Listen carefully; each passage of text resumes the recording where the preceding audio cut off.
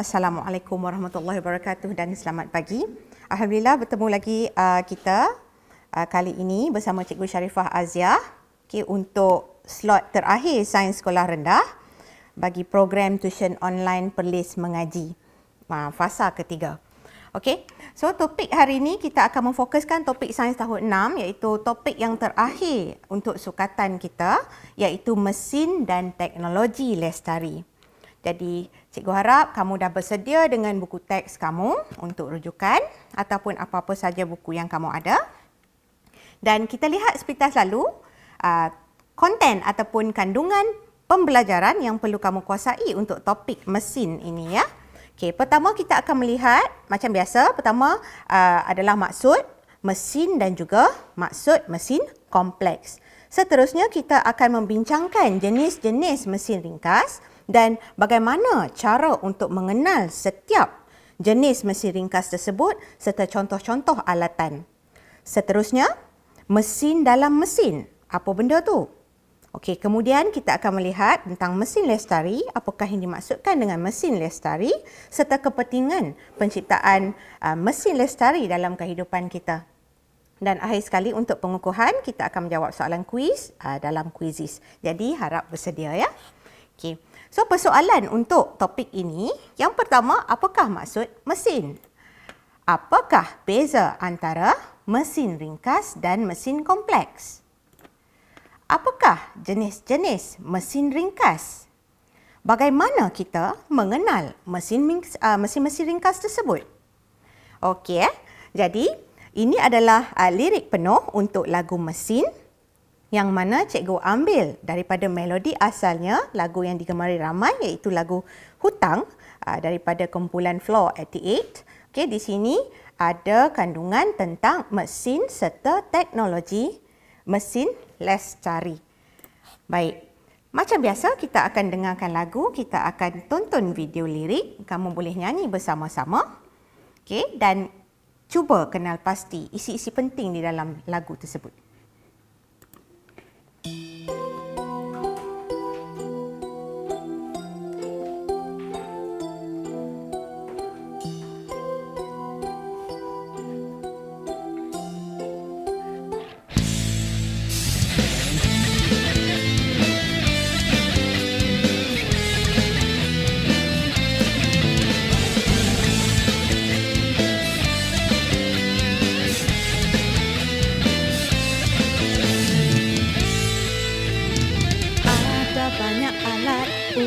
Mudah kerja, boleh kurang daya, boleh jimat masa, tak bazir tenaga, banyak jenis dan kegunaannya. Ada satah condong, ia tuas takar, baji untuk potong, skru untuk mencantum, nak angkat putar-putar, mesinnya roda dan ganda. Cerita zaman dulu, Pak Kaduk pajak tanam, dia guna kerbau, kerjanya lambat siap. Kereta zaman sekarang sudah tidak guna kerbau, guna mesin baja, pegang steering, tekan minyak, pejam celip, sekejap saja kerja siap. Oh amai-amai belalang kuku-kuku, ambil mesin itu, siapkanlah kerjamu. Lebih mudah kerja, cepat siap tugasmu, cepat dapat hasil, lebih banyak untukmu. Buai laju-laju, buai sampai pokok sana. Kalau kau nak laju, jangan lupa tukar gear. Turun naik beban, boleh juga tarik kakak. Guna satah condong, turun naik pun tak apa. Kampung sing semar hilang.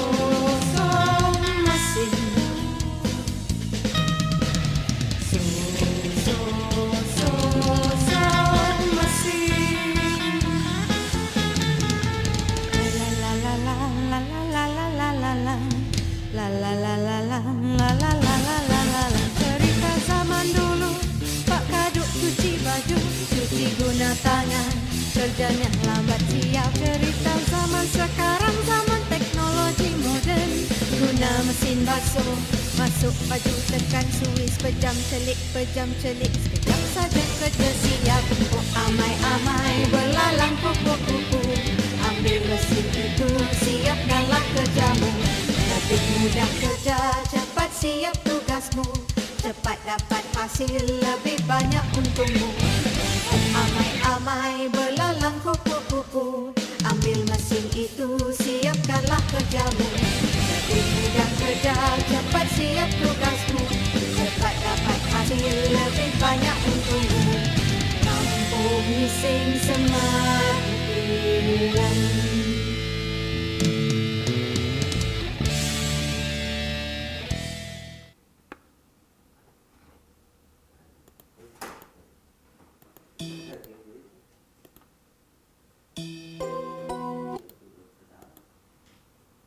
Okey. Jangan lupa jenguk-jenguk dan subscribe channel YouTube Cikgu Sharifah Aziah untuk lebih banyak video perkongsian. Okey, apakah yang dimaksudkan dengan mesin? Kita lihat rangkap pertama untuk nota lirik cikgu.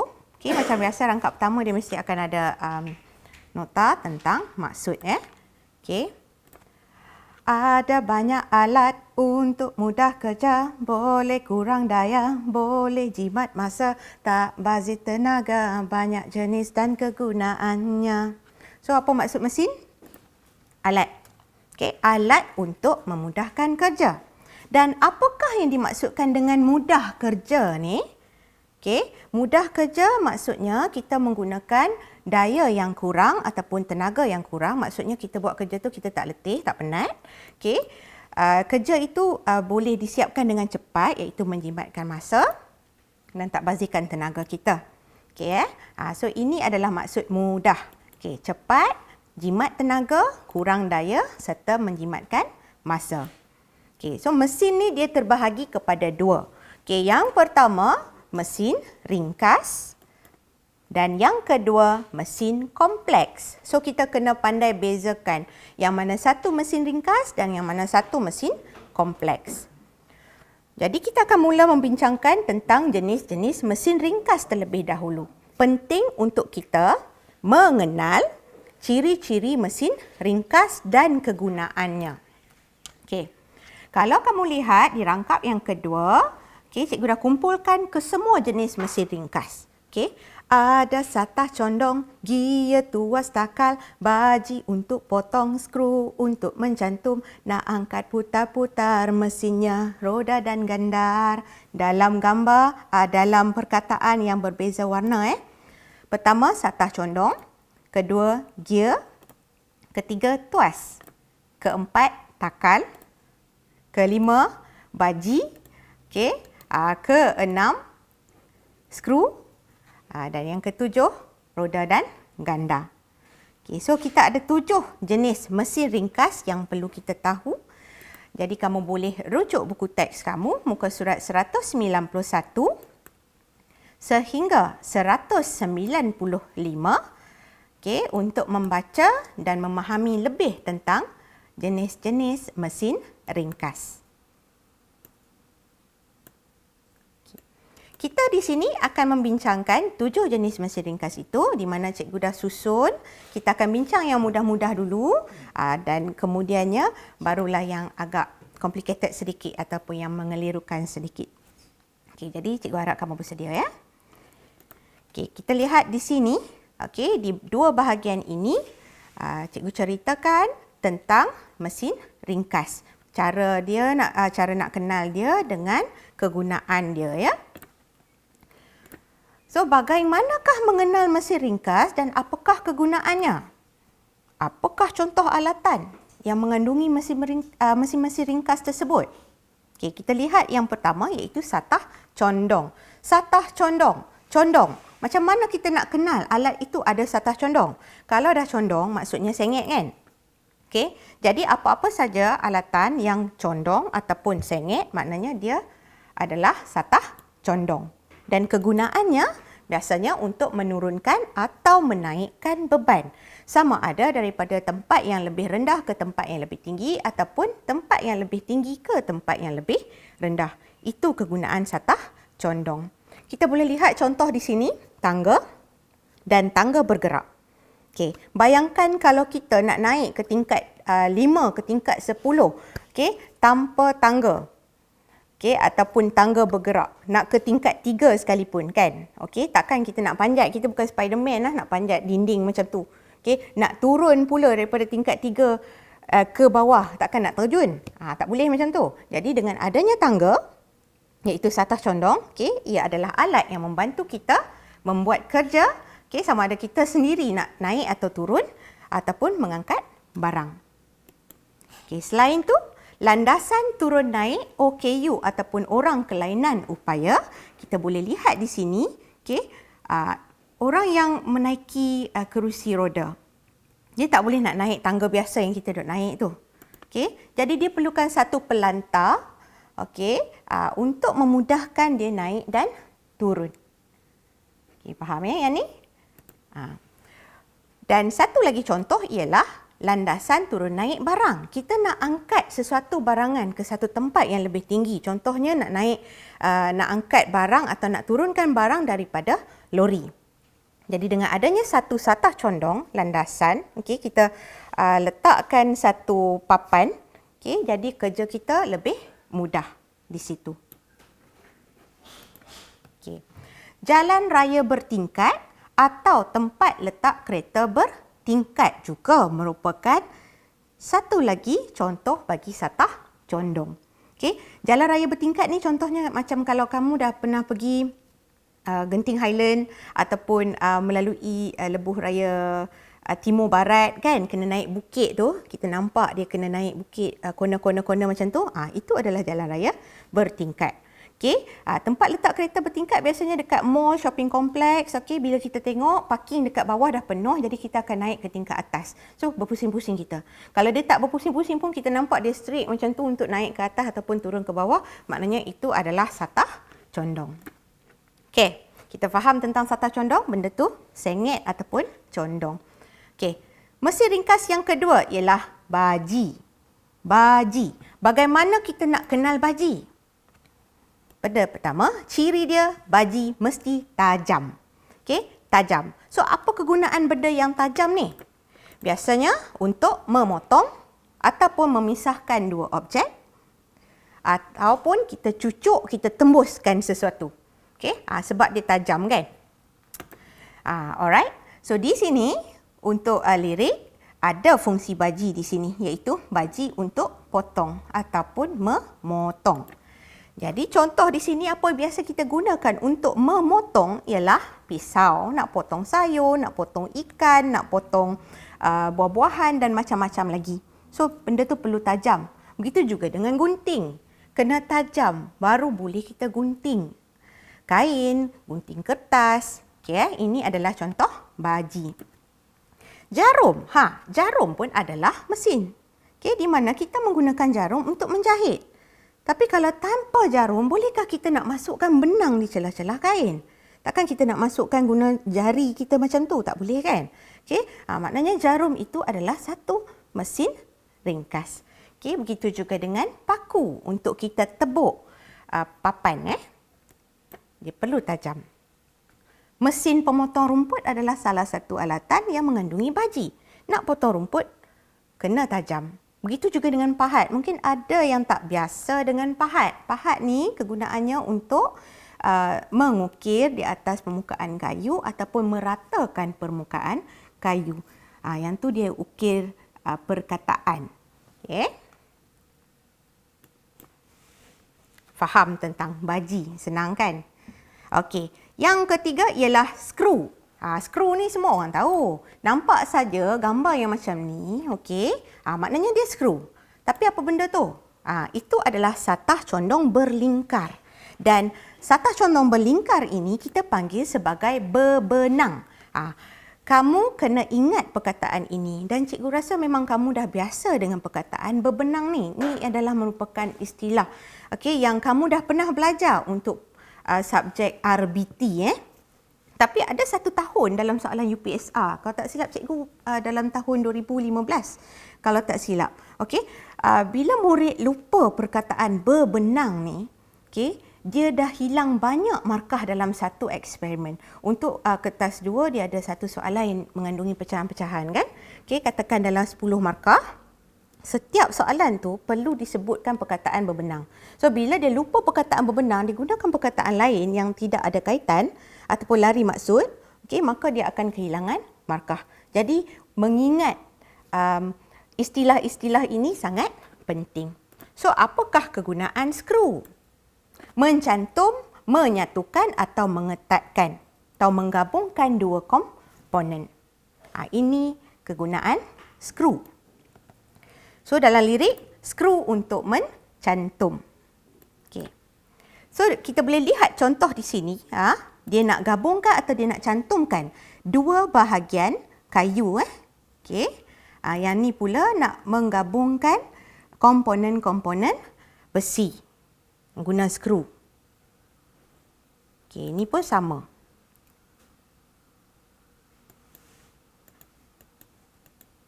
Okey. Ini pula contoh. Okey, nak cantum atau nak gabungkan dua bahagian meja. Meja dan kakinya. Jadi kita perlukan skru. Kalau tidak, kalau dia longgar, dia tak akan jadi meja yang stabil. Okey, yang ni pula untuk kerusi. Dan yang ketiga untuk gunting. Di gunting pun ada skru. Kalau kamu perasan di bahagian tengah-tengah tu, yang tu adalah skru. Di mana skru itu digunakan untuk mencantumkan dua bahagian bilah gunting. Okay, kalau tidak, gunting tak akan jadi gunting. Okay, faham tentang skru. Seterusnya kita akan melihat tentang gear. Gear kita dah belajar masa darjah 3. Kegunaan gear pun kita dah tahu. Atau kalau lupa tu kita baca semula. So gear ni macam mana kita nak kenal? Cuba lihat bentuk dia. Kalau bentuknya berbentuk silinder ataupun roda bergigi. Dia bulat dan dikelilingnya macam gigi. Okey, tak kira banyak besar mana, besar ke kecil ke. Kalau kamu nampak bentuknya bulat seperti roda itu dan ada gigi di kelilingnya, maka itu adalah gear.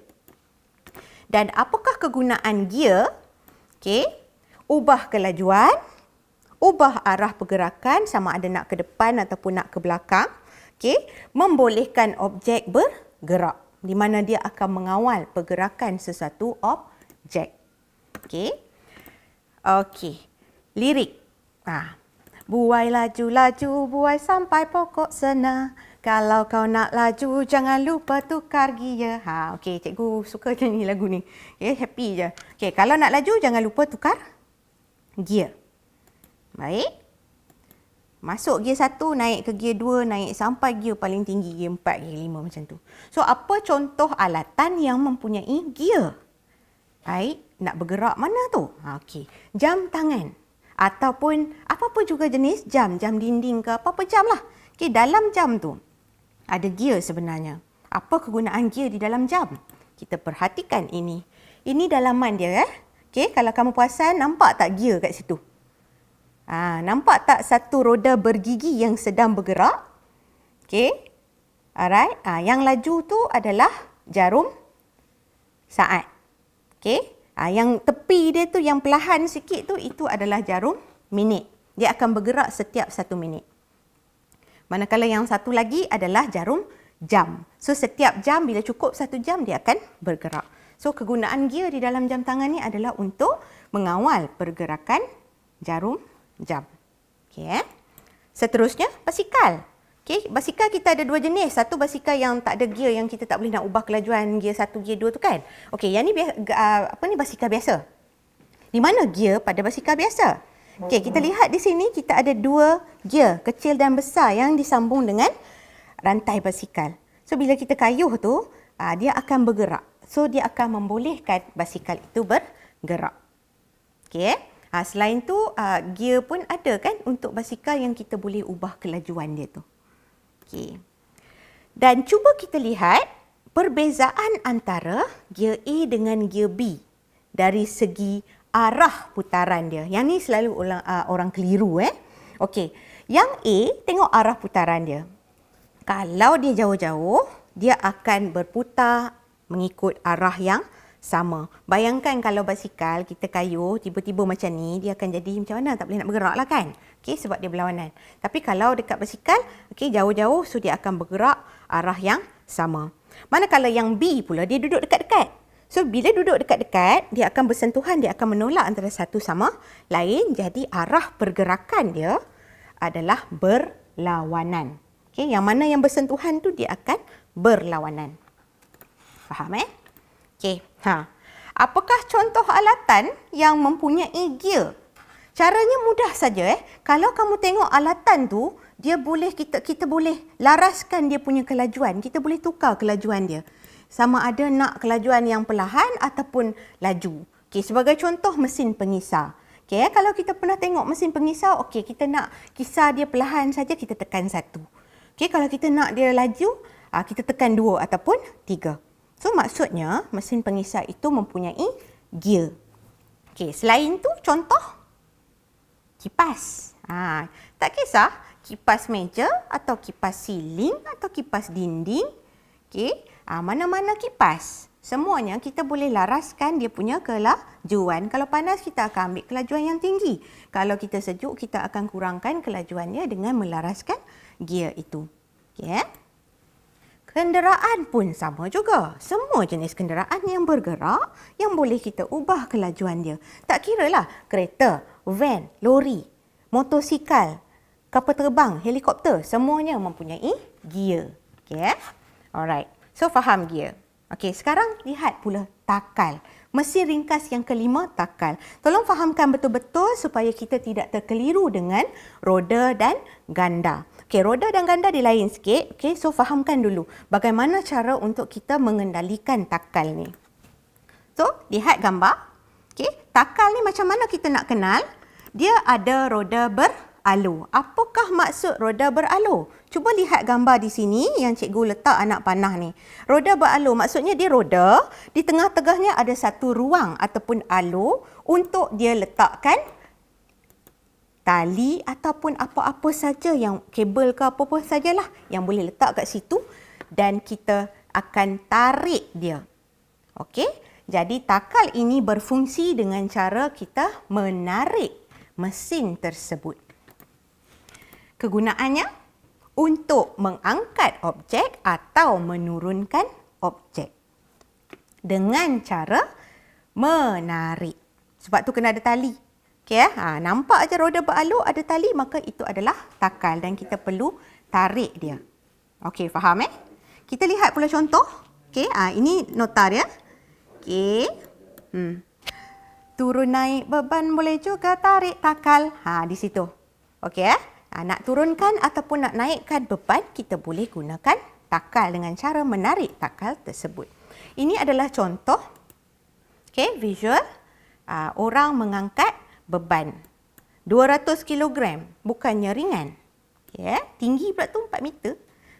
Alright. So tu contoh dia. Dan ini contoh gambar kalau kita nak naikkan sesuatu alatan objek ataupun beban naik ke atas, bandingkan dengan cara kita nak naik angkat dengan tangan kita saja dengan menggunakan takal. So ada beza dia kan. Kalau kita angkat guna tangan kita tanpa sebarang alatan, kita akan perlu menggunakan tenaga yang lebih, kita akan penat dan kerja akan lambat siap. Sebaliknya kalau kita gunakan takal, kerja kita akan lebih mudah dan cepat disiapkan. Contoh yang seterusnya ini. Orang zaman dulu dia guna air perigi tau. Air dalam perigi tu. Jadi macam mana dia nak angkat air dari perigi tu? So dia gunakan takal. Di sini ada takal. So dia masuk, dia turunkan timba tu atau bekas tu masuk ke dalam air, lepas tu dia tarik. So kerjanya lebih mudah. Tiang bendera. Yang ni kita dah biasa tengok kan. Setiap kali perhimpunan, lama tak perhimpunan kan? Setiap kali perhimpunan kita akan nyanyikan lagu negaraku, lagu negeri dan juga lagu sekolah masing-masing. Pengawas akan bertugas untuk menaikkan bendera. Adakah pengawas itu dia panjat naik tinggi tiang bendera tu untuk pasang bendera tu ke atas? Tak kan? Dia duduk dekat bawah dan dia relax aja, dia tarik. Tarik itu.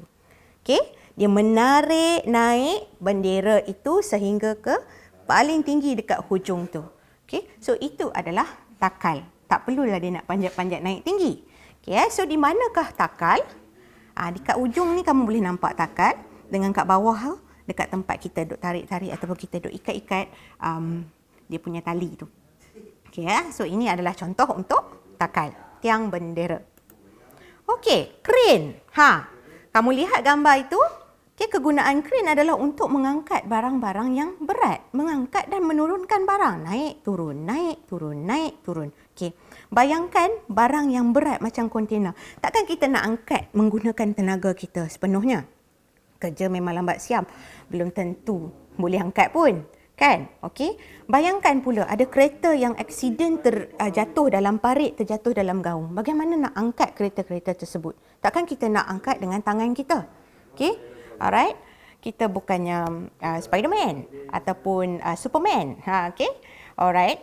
So kita gunakan alat ataupun mesin yang kita namakan sebagai crane. Okey, jentera yang ada takal ini boleh membantu kita untuk mengangkat dan menurunkan beban.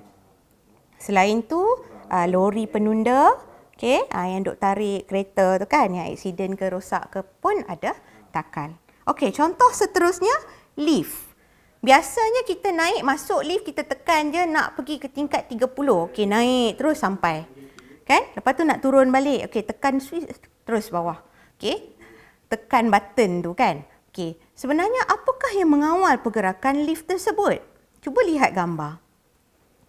Lift turun naik tu, nampak tak ada takal dekat hujung ni? Dekat atas sekali ni. Ini adalah takal yang mengawal pergerakan lift. Okey, so lift adalah contoh takal. Boleh? Okey. Seterusnya, roda dan ganda. Ingat takal tadi roda beralur ada tali dan kita kena tarik. Manakala roda dan ganda, okey, cara dia ada roda juga. Okey, dia ada roda dan dia ada ganda. Apa benda ganda tu? Ganda adalah satu batang pemegang yang memegang roda yang berputar tersebut. Dia tak semestinya roda lah. Apa-apa saja yang boleh berputar. Kalau kita nampak alat itu kita perlu putar, okey, putar macam ni, ataupun kita pulas, ataupun pusing, okey, maknanya alatan itu mengandungi roda dan ganda. Okey, putar, pulas dan pusing. Tak kisah pusing macam mana pun asalkan nampak saja pergerakan kita kena putar, pulas ataupun pusing, maka itu adalah roda dan ganda. Tak tarik kalau tarik itu adalah takal. Okey. Di sini. Nak angkat putar-putar, mesinnya roda dan ganda.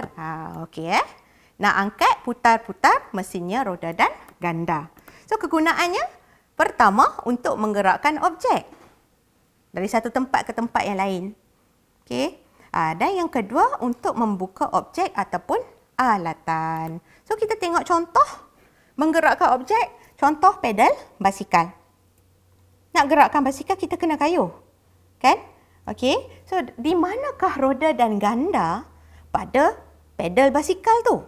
Ataupun pada basikal tu sendiri. Okey? Di tempat kita kayuh tu. Nampak tak? Bila kita kayuh, benda itu berputar. So, bila benda itu berputar, maka itu adalah roda dan ganda. Selain tu, dekat basikal, kat mana lagi ada roda dan ganda?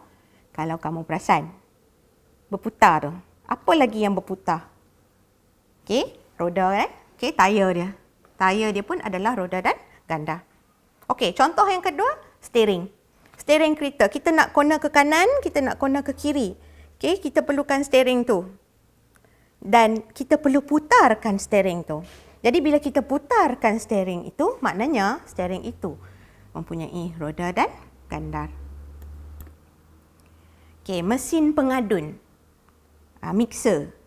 Egg beater. Okey, pemukul telur apa semua tu. Yang tu pun kalau kamu perasan, siapa yang pernah buat kek apa semua tu kan, kita nak pukul telur ataupun adunan tu, yang tu memang kita pegang, tapi benda tu yang kita gerak sendiri. Tapi yang dekat komponen yang pemukul tu, kalau kamu perasan dia akan berputar. Kan? Dia akan berputar. Okay, walaupun kita tak nampak komponen roda di situ, tetapi bila dia berputar atau berpusing, maknanya dia ada roda dan ganda. Okay, Begitu juga dengan spana. Spana. Spana ni apa kegunaannya? Biasanya untuk membuka komponen. Okey, sama ada nak buka tayar kereta, nak buka skru, okey, pada bahagian-bahagian semua tu dengan cara kita kena putar. Sama ada yang ada batang tu kita putar begini ataupun macam dalam gambar ni kita pulah-pulah-pulah gitu. Kan? Screwdriver pun adalah roda dan ganda. Okey faham roda dan ganda? Okey, jangan keliru dengan takal. Benda ni kita tak perlu tarik. Okey, kita hanya putar, pusing ataupun pulas. Okey, yang ni, halah, cute. Okey, troli. Kita pergi beli barang banyak, nak bawa dengan tangan kita sendiri, nak angkut tu sikit punya banyak, berat. Berat. Jalan sikit letak, jalan sikit letak. Tapi apabila kita menggunakan troli, belilah barang banyak mana pun, letak aja dalam troli dan kita tolak relax aja kan. Okey, apakah yang membantu kita membawa tu? Troli. Apa yang ada pada troli tersebut? Apakah komponen alat mesin yang ada pada troli? So, kalau kita lihat di sini, di manakah terdapatnya roda dan ganda? Dekat mana? Di bahagian bawahnya yang ada roda tu. Okey, roda di situ membantu kita menggerakkan troli. Okey, alright. So, kita lihat pula mesin ringkas yang terakhir iaitu tuas. So, bagaimana kita nak kenal tuas ni? Okey, tuas mesti ada 3 komponennya iaitu fulcrum, daya dan beban. Okey, fulcrum, daya dan beban. Okey, untuk mesin-mesin tuas ni, alatan-alatan ni, kadang-kadang kedudukannya berbeza Kadang-kadang ada fulcrum yang duduk kat tepi. Okey, daya duduk kat tengah. So dia bergantung kepada alatan tersebut. Okey. So, apakah kegunaan tuas? Biasanya tuas kita gunakan untuk mengangkat objek. Okey. Kedua, membuka atau mengumpil objek. Okey, macam mana tu? Kalau kita nampak cara pengendaliannya kita kena grip. Okey, kita kena cengkam macam ni. Ni maksudnya cengkam kan? So kalau alatan tu kita kena cengkam macam ni maksudnya dia ada tuas. Kedua, kita cungkil. Okey, cungkil ataupun umpil. Itu ada tuas. So pertama grip, kedua cungkil. Dan ketiga kalau kita kena angkat sesuatu beban tu, maksudnya dia ada tuas. Ini adalah cara kita nak kenal. Okey, cara nak kenal tuas tu. Okey, kita tengok contoh macam mana kita menggunakan tuas untuk mencungkil ataupun mengumpil. Ini kita menarik paku. Okey, menggunakan penukul. Nak tarik paku tu. Itu adalah tuas. Dan kita perlu tahu yang mana ataupun di manakah kedudukan fulcrum, daya dan beban ketika kita menarik paku. Kita lihat di sini cara paling mudah, first kali kenal pasti beban dekat mana. Okey, kalau kita nak tarik paku, tentulah paku itu bebannya. Okey, so paku memang beban lah. Okey, alright, sekarang nak tengok pula kedudukan daya. Daya adalah tempat kita kenakan daya tu. Okey, dan bila kita tarik paku, kalau paku tu duduk kat dalam sangat kan, dekat bahagian mana yang kita akan tekan dan kita akan rasa tekanan tersebut? Sakit tangan kita tu. Okey, kita akan rasa dekat tangan kita, dekat tempat kita pegang. Kan, rasa sakit.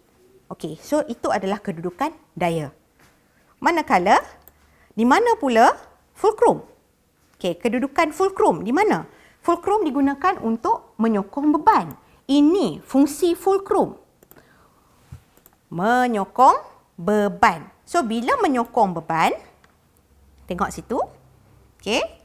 Dekat mana ataupun dekat bahagian mana yang akan menyokong beban tersebut bila kita tarik benda tu? Dia ada di bahagian bawah ini. Kan? Kita akan tekan dekat situ, dia akan menyokong beban tu dan memudahkan proses mencabut. So, ini adalah fulcrum. Okey. Lihat pula contoh yang kedua. Sama juga, ini mencungkil juga. Membuka penutup botol. Okey, menggunakan pembuka botol tu. So, di mana bebannya? Penutup botol tu lah beban dia. Sebab kita nak buka penutup botol kan? Okey, di mana daya? Tempat pegang. Okey, dan di manakah fulcrum? Dekat mana fulcrum? Di sini. yang tempat ada corner tu kan. Yang tu. Itu adalah fulcrum. Okey. Tengok pula gunting. Okey, gunting adalah salah satu contoh tuas. Alatan ini dikendalikan secara mencengkam. Grip macam ni. So, macam ni, apa lagi yang biasa kita buat macam ni? Okey, stapler kan? Okey, stapler, spanner pun, bukan spanner, plier. Okey, plier pun macam ni juga kan? Okey, apa-apa saja macam ni, ataupun macam ni, okey, atau macam ni.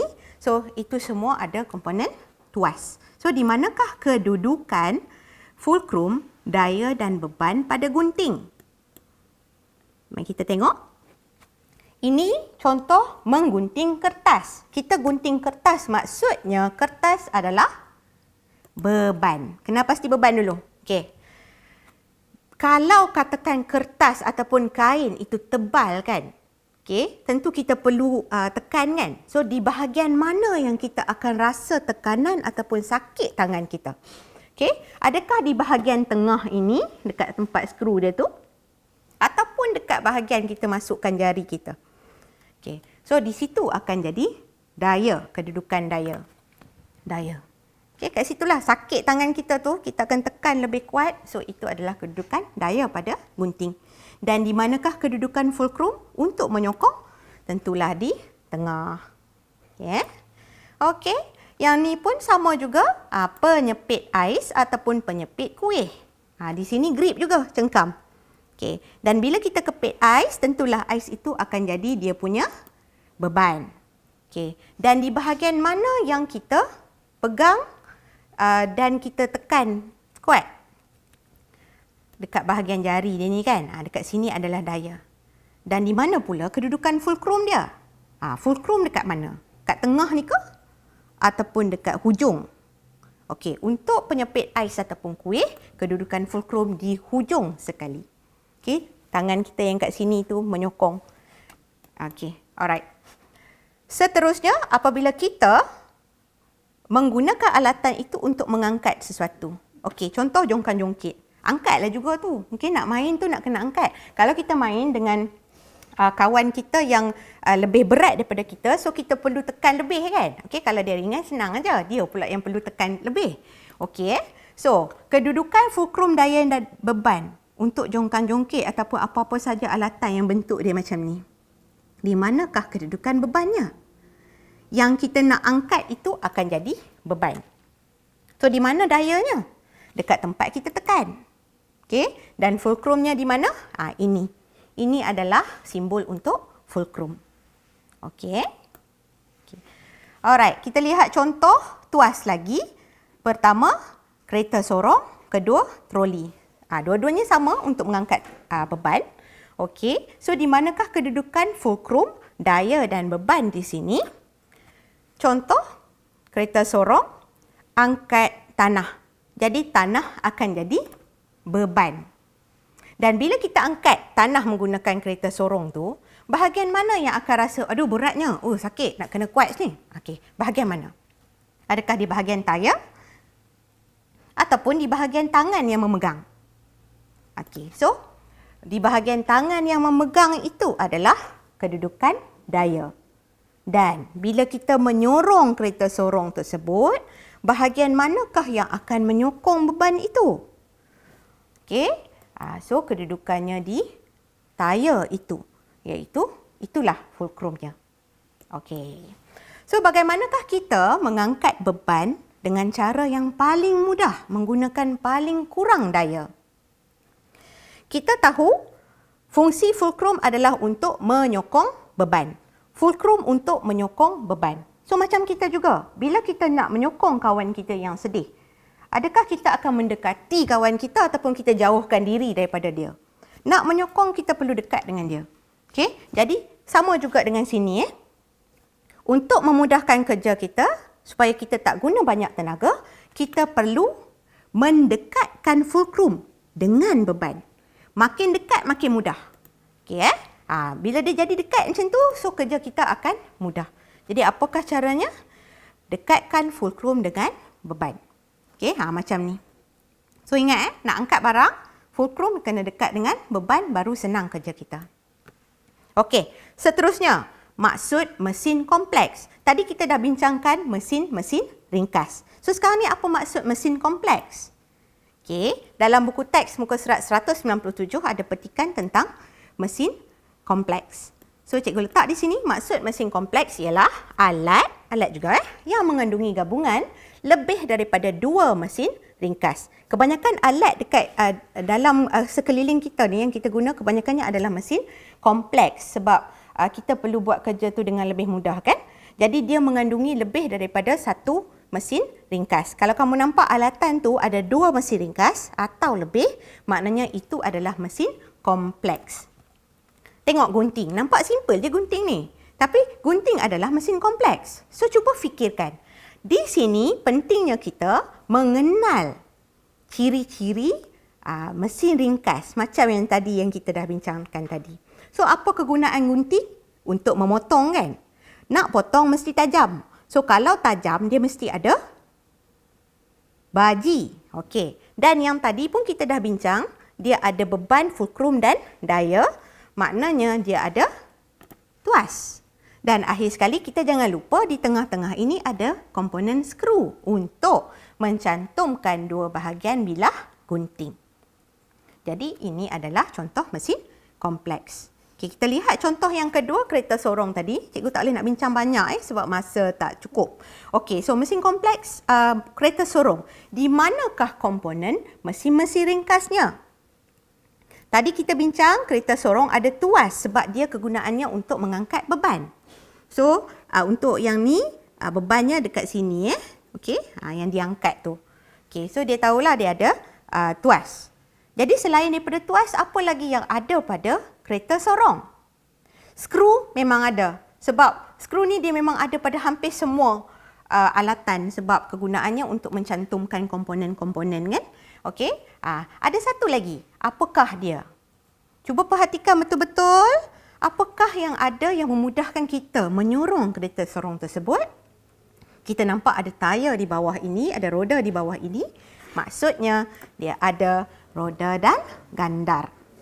So bila ada tuas serta roda dan gandar, maka kereta sorong kita panggil sebagai mesin kompleks. So faham beza antara mesin ringkas dengan mesin kompleks. Mesin kompleks ni dia mengandungi gabungan lebih daripada 2 mesin ringkas. Okey, sekarang kita akan tengok pula teknologi dan mesin lestari.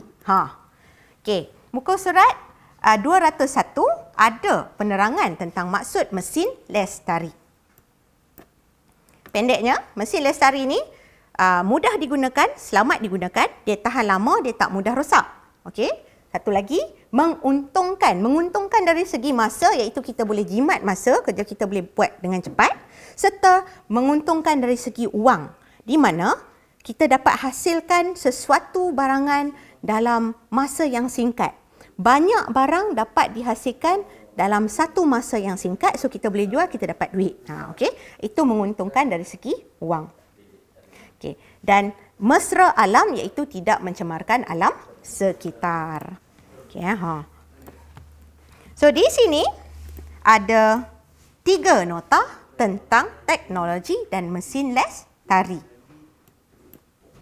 Okey, cerita zaman dulu, Pak Kaduk bajak tanah, dia guna kerbau. Kerjanya lambat siap, cerita zaman sekarang sudah tidak guna kerbau. Guna mesin bajak, pegang steering tekan minyak, pejam celik, sekejap saja kerja siap. Bu amai-amai belalang kupu-kupu. Ambil mesin itu, siapkanlah kerjamu.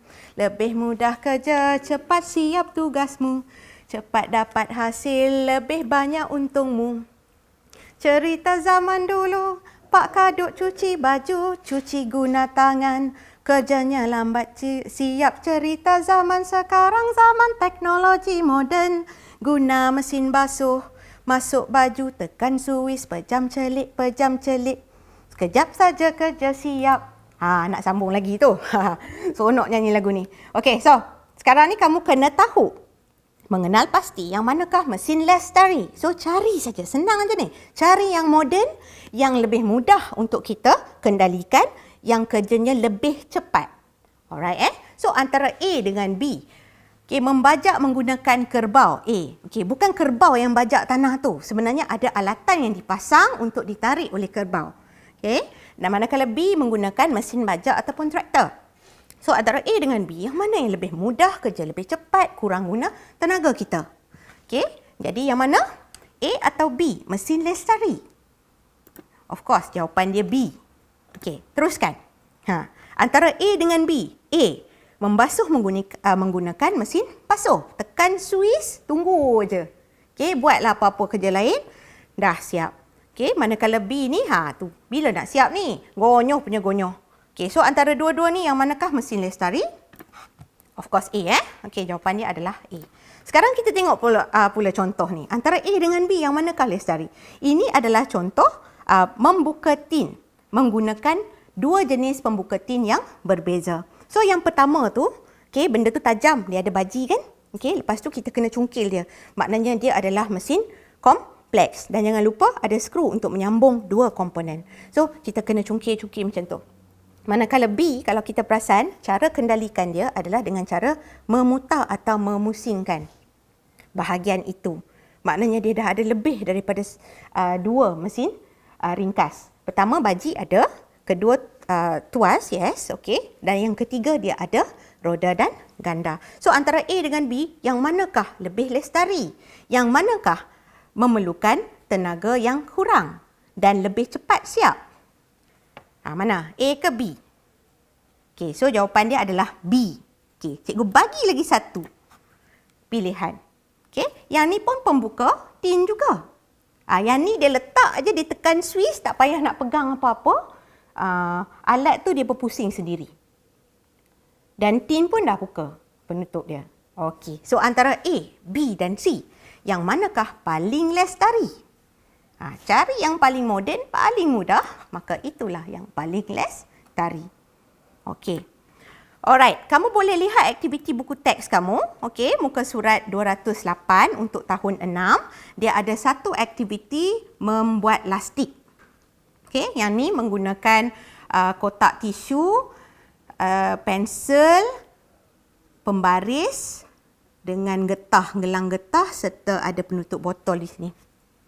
Okey, cikgu tunjukkan ini. Contoh cikgu buat bersama anak-anak murid cikgu. Okey.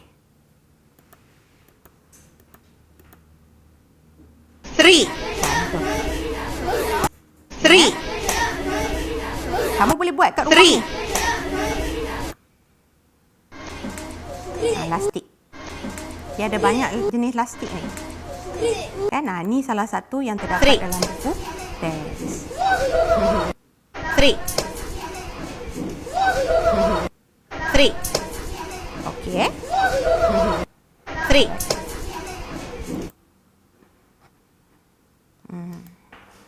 Okey, kita sambung. Alright. Aktiviti buku teks tahun 4 pun ada. Okey, yang boleh kamu buat iaitu tangan robot. Yang ni. Bila macam ni maksudnya dia ada komponen tuas. Dan of course dia ada skru di situ untuk kita cantumkan komponen-komponen. Manakala tahun 3 membuat atau membina model takal. Yang ni pun cikgu ada video. Okey, ni tahun 3 pun dah buat takal dah. Okey, kita boleh tengok. Okey, cikgu ada muat naikkan video cikgu ni dekat YouTube, jadi boleh tengok. Okey, di mana murid perlu menghasilkan takal sendiri. Okey. Buat sendiri. Dia nak jimat masa, buat dulu kat rumah dengan bantuan parents. Okey. Alright. Dan bila sampai dekat sekolah, okey, gabungkan komponen dan tunjukkan cara berfungsi. Kita tarik. Takal kita kena tarik. Okey.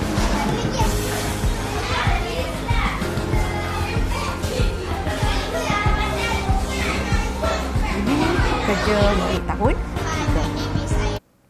Okey. So, apakah kepentingan teknologi mesin lestari dalam kehidupan kita? Satu, dia tahan lama, dia tak mudah rosak. Okey. Kedua, dia jimatkan kos, dia jimatkan masa. Yang ketiga, menguntungkan dari segi masa dan juga wang. Okey. Contohnya macam kita jahit baju. Kalau kita jahit baju guna tangan, maybe seminggu baru siap. Tapi kalau kita gunakan mesin, okey, contoh kilang dia gunakan mesin. Dalam 1 jam dia boleh siapkan sampai 200 ataupun 1000 helai baju. Okey. So dia dapat jual dalam masa yang singkat. Jadi itu maksud menguntungkan dari segi wang. Okey, satu lagi, selamat dan mudah serta tidak mencemarkan alam sekitar. Okey, so daripada apa yang telah kita bincangkan, okey, cikgu harap kamu telah dapat mengingat, okey, memahami dan menguasai semua apa kandungan tentang mesin dan teknologi lestari. Okey, semua-semua ni dah kita bincangkan. Dan sekarang, okey, kita akan berkuizis. Okey, macam biasa, okey, Google Quizzes, alright. Klik join game, masukkan game code 711524. Okey, dan lepas tu kamu get ready. 711524. Okey. 711524. 711524.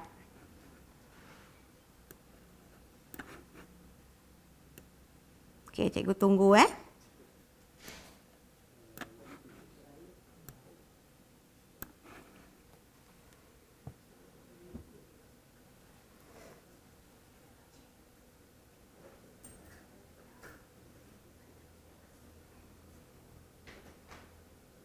Okey, Nazmi SK Putrajaya, Aufa SK KTEM, Raski Sfera, Anik SKK, Akil Simpang 4. Welcome semua.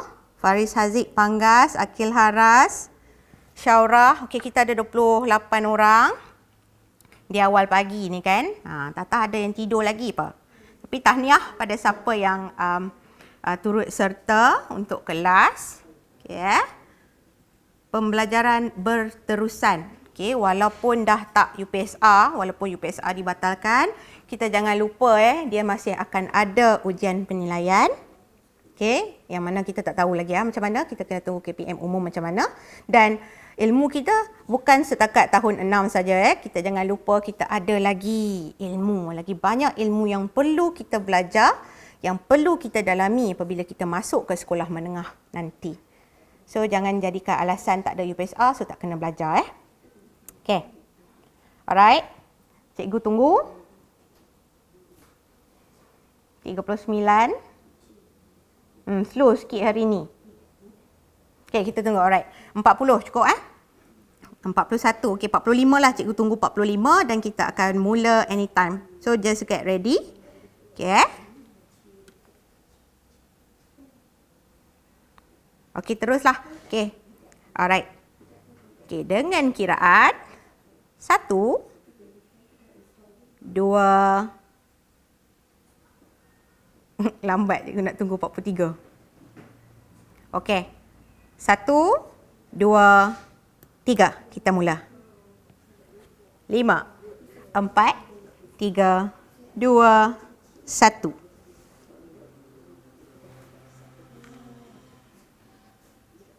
Okey, kita tunggu.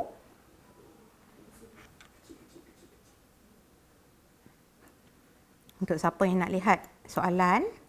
Okey. Apakah maksud mesin ringkas? Alat untuk memudahkan kerja. Alat yang digunakan tanpa menggunakan tenaga. Alat yang menyukarkan hidup manusia. Atau alat yang mencemarkan alam sekitar.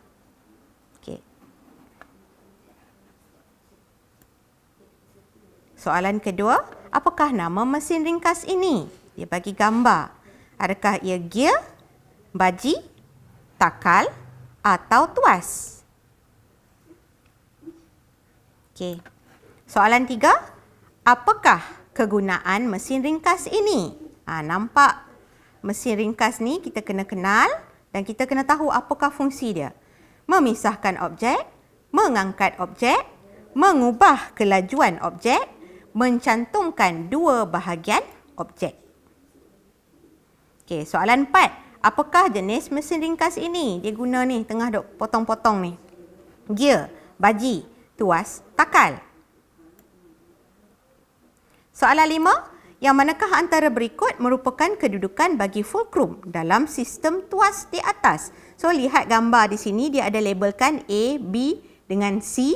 So, kita kena tahu di manakah kedudukan fulcrum. Ingat, fulcrum untuk menyokong beban. So, di mana agaknya? Soalan 6, yang manakah antara berikut merupakan kedudukan bagi daya dalam sistem tuas di atas? Okey, daya adalah tempat yang kita kenakan tekanan dan kita dapat rasa beratnya di situ. Okey, Q, P ataupun R.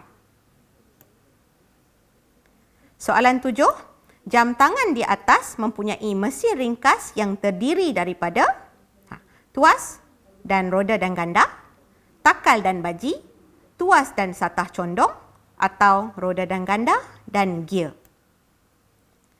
8. Apakah kegunaan gear? Tandakan jawapan-jawapan yang betul. Dia ada lebih daripada satu jawapan kat sini. Adakah mengubah bentuk objek, mengubah kelajuan objek, mencantumkan dua objek atau mengubah arah objek? 9. Apakah maksud mesin kompleks? Alat untuk memudahkan kerja, alat yang mengandungi gabungan beberapa jenis mesin ringkas, alat yang tidak mencemarkan alam sekitar, atau alat yang terdiri daripada dua jenis mesin ringkas sahaja. Soalan 10. Apakah jenis mesin-mesin ringkas yang terdapat pada sebuah gunting? Tersebilah gunting. Tandakan jawapan-jawapan yang betul. Okey, ada lebih jawapan lah dekat sini. Okey, baji, tuas, gear ataupun skru. So yang mana mesin ringkas yang ada pada gunting? Ini kita dah bincang tadi. Okey, antara mesin yang berikut, yang manakah lebih lestari? Senang je cari yang lebih moden. A atau B. Okey, soalan 12. Antara berikut, mesin manakah lebih lestari? A atau B? Dan soalan akhir, apakah maksud mesin lestari? Alat yang tidak mencemarkan alam sekitar, alat yang tahan lama, menguntungkan, mesra alam, alat yang terdiri daripada gabungan mesin-mesin ringkas, atau alat yang moden tetapi mencemarkan alam sekitar. Okey, so ini 13 soalan. Cikgu rasa semua dah jawab habis. Okey. So kita end game. Ya. Dan kita lihat. Okey, siapakah yang mendahului carta? Okey, tempat ketiga Christina SKSA, tempat kedua Daphne dan tempat pertama Muhaimin. Okey. So macam biasa, okey, cikgu minta Muhaimin, Daphne dengan Christina tahniah dan tahniah juga kepada yang lain-lain. Okey, sila hubungi cikgu untuk hantarkan alamat. Okey, cikgu akan berikan hadiah nanti Okey. Baik. So tahniah semua. Okey, akhir kata. Jangan lupa follow Twitter Cikgu Sharifah Aziah. Okey, subscribe channel YouTube Cikgu, Cikgu Sharifah Aziah. Okey, join group Facebook Galeri Cikgu Sharifah Aziah. Okey, untuk perkongsian bahan dan idea pembelajaran. Okey, lawati laman blog a4science.blogspot.com untuk perkongsian teknik-teknik menjawab. Dan join channel Quiz Sains Online melalui aplikasi Telegram untuk ulang kaji Sains tahun 3, 4, 5 dan 6. Okey, akhir kata duduk rumah, hapus COVID-19. Thank you frontliners, Perlis Mengaji dan jumpa lagi. Terlebih dahulu, maaf atas segala kesilapan cikgu sepanjang mengendalikan slot sains sekolah rendah untuk program Perlis Mengaji tuition online ini. Ini adalah hari terakhir dan slot terakhir untuk sains sekolah rendah kita. Kita dah bersama selama 3 fasa. Okay. Segala kelemahan datangnya daripada cikgu dan yang terbaik datangnya daripada Allah. InsyaAllah ada masa umur yang panjang kita akan berjumpa lagi. Assalamualaikum warahmatullahi wabarakatuh. Dan cikgu hadiahkan lagu ini last, okay, untuk kamu dengarkan sekali lagi. Okay, lagu Mesin dan Teknologi. Assalamualaikum warahmatullahi wabarakatuh.